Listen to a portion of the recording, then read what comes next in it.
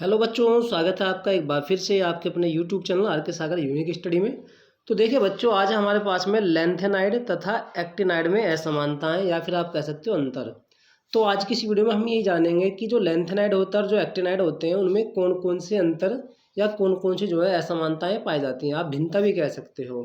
और हाँ, ये जो डी और एफ ब्लॉक का जो तत्व है, ये जो चौथा चैप्टर आपका है उसका ये 8वां वीडियो है। इससे पहले के 7 वीडियो की प्लेलिस्ट बनी हुई है, आप प्लेलिस्ट में वीडियो 1 से जाकर के देख सकते हैं अगर आपने इससे पहले की वीडियोस नहीं देखे हैं। तो चलिए शुरू करते हैं हम आज की अपनी ये क्लास। तो देखिए, ये है लेंथेनाइड्स इधर और इधर है एक्टिनाइड्स। तो यही जानेंगे हम इन दोनों में आखिर कौन कौन से अंतर होते हैं। और इम्पोर्टेंट क्वेश्चन है, बोर्ड एग्जाम में आने की संभावना इस क्वेश्चन की होती है। तो देखिए, अगर हम बात करें लेंथेनाइड की, तो जिसमें पहला अंतर है वो यही है कि लेंथेनाइड अधिकतम +4 ऑक्सीकरण अवस्था प्रदर्शित करते हैं। इसके अलावा अन्य ऑक्सीकरण अवस्थाएं +2 तथा +3 है। तो जो लेंथेनाइड होते हैं ये अधिकतम कितनी ऑक्सीकरण संख्या दिखाते हैं? +4। ओके। और इसके अलावा +2 और +3 ऑक्सीकरण जो संख्या है या अवस्था है उसको भी प्रदर्शित करते हैं। ओके। तो देख लेते हैं बच्चों कि इसमें आगे क्या कहा गया है। देखिए, आगे कहा गया है कि जो एक्टिनाइड्स होते हैं, एक्टिनाइड्स द्वारा प्रदर्शित अधिकतम ऑक्सीकरण अवस्था +7 है।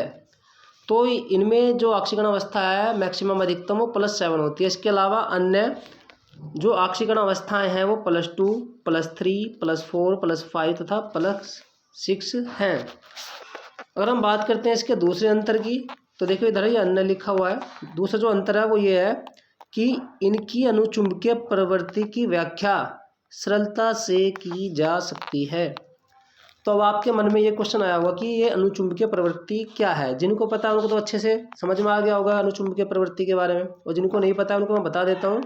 अगर किसी भी परमाणु के पास में अयुग्मित इलेक्ट्रॉन उपस्थित होते हैं तो वो अनुचुंबकीय गुण प्रदर्शित करता है। अगर किसी के अंदर जो अयुग्मित इलेक्ट्रॉन है वो नहीं होते हैं तो वो अनुचुंबकीय गुण नहीं दिखाता है।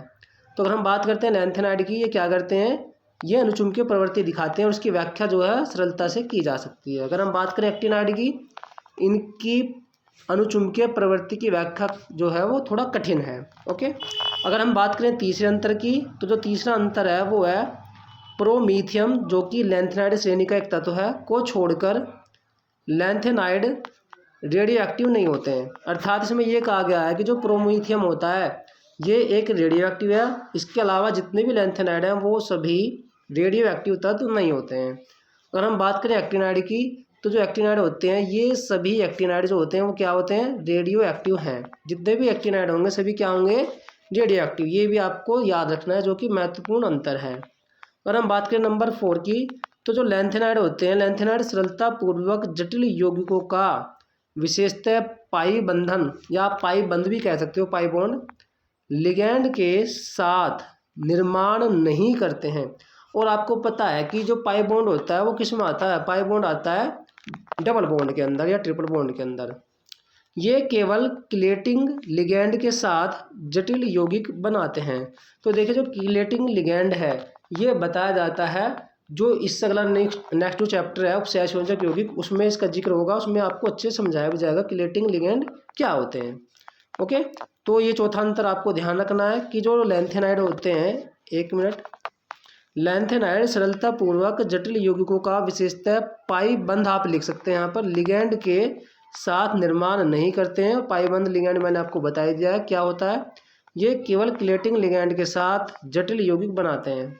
अगर हम बात करते हैं एक्टिनॉइड की, तो एक्टिनाइड में जटिल यौगिक बनाने की प्रवृत्ति बहुत अधिक होती है और ये पाई बंधन लिगैंड के साथ भी जटिल यौगिकों का निर्माण करते हैं। जबकि लेंथेनाइड में ऐसा नहीं था, वो पाई बंधन लिगैंड के साथ में क्या जटिल यौगिक नहीं बना रहे थे लेंथेनाइड। लेकिन एक्टिनाइड ऐसा करते हैं, वो क्या करते हैं, पाई बंधन लिगैंड के साथ में भी क्या करते हैं, जटिल यौगिक का निर्माण करते हैं। तो ये एक और अंतर हो गया, नंबर चौथा। अब देखते हैं नंबर 5 या नंबर 5 कौन सा है। तो जो लेंथेनाइड होते हैं ये ऑक्सो कैटायनों का निर्माण नहीं करते हैं। तो लेंथेनाइड क्या नहीं करते हैं? ऑक्सो कैटायनों का निर्माण नहीं करते हैं। ऑक्सो कैटायन मतलब जैसे ऑक्सो का मतलब हो गया यहाँ पर जैसे किसी भी ऑक्सीजन के साथ में अगर ये जो लैंथेनाइड है वो जुड़ जाएं और उनके ऊपर क्या है, कोई भी पॉजिटिव चार्ज आए, उसे हम कहेंगे ऑक्सो कैटायन। ओके, क्या कहा मैंने ये कहा है कि अगर कोई भी लैंथेनाइड ऑक्सीजन के साथ जुड़े और उसके ऊपर पॉजिटिव चार्ज आए, उसे हम कहेंगे ऑक्सो कैटायन। क्लियर। चलिए अब देखते हैं कि एक्टिनाइड के बारे में क्या कहा गया है कि जो एक्टिनाइड होते हैं ना, एक्टिनाइड के अनेक ऑक्सो कैटायन जैसे UO पॉजिटिव। तो देखिए जो U होता है U और O, जो U होगा वो O के साथ में क्या करेगा, रिएक्शन करेगा और क्या बनाएगा, ऑक्सो कैटायन बनाएगा। आप इसके ऊपर देख रहे हैं पॉजिटिव चार्ज है ना। तो एक पॉजिटिव चार्ज है तो इसका मतलब हो गया कि जो U अर्थात जो यूरेनियम है वो ऑक्सीजन के साथ में रिएक्शन करके बना रहा है UO पॉजिटिव अर्थात ऑक्सो कैटायन। ओके, इसके अलावा एक और ऑक्सो कैटायन यहाँ पर आप U का देख रहे हैं UO2+2। यहाँ पर यूरेनियम यानी कि U का जो एक्टिनाइड है उसका 1 परमाणु है और ऑक्सीजन के 2 परमाणु है और उसकी जो संयोजकता है या चार्ज है उस पर चार्ज कितना लगा हुआ है, +2।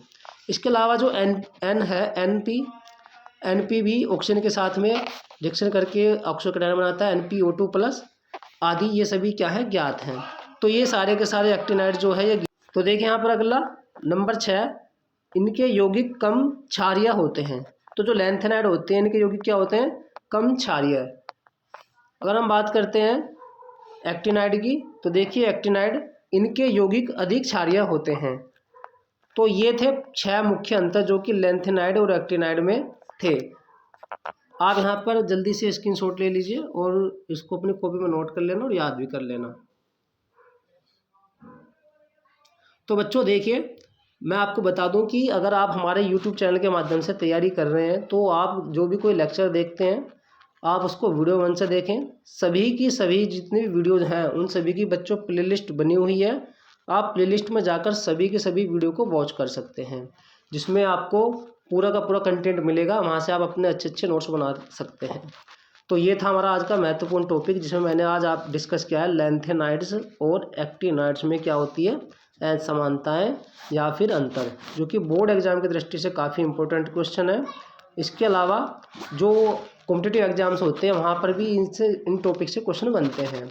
तो अगर आप भी चाहते हैं कि जो आपकी केमिस्ट्री है वो बहुत ही अच्छी हो जाए तो आप वीडियो 1 से हर एक लेक्चर को देखिए और अपनी कॉपी में अच्छे से उसको नोट कीजिए और अच्छे अच्छे अपने नोट्स जो है उसमें बनाइए।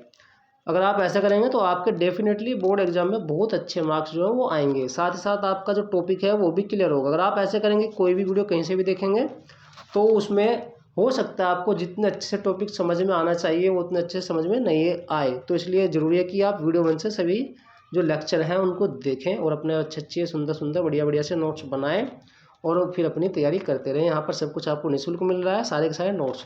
तो बच्चों मिलता हूँ आपको नेक्स्ट वीडियो में जिसमें मैं आपको पढ़ाऊँगा लैंथेनाइड के उपयोग और फिर उसके बाद में एक्टिनाइड के उपयोग। तो तब तक के लिए नमस्कार, जय हिंद, जय भारत।